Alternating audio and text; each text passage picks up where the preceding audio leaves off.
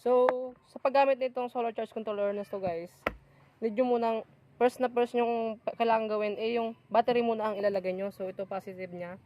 So, dito lang naman siya guys, may logo naman kung para saan yung mga screw.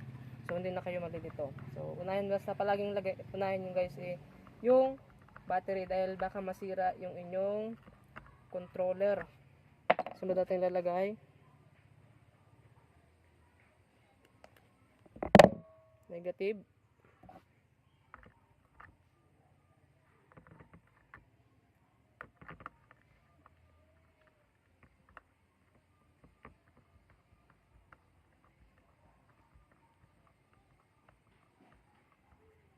So yun, kung mapapansin nyo, 12.7 volts. So ngayon, try natin ilagay itong 40 watts na solar panel na guys. So, try natin.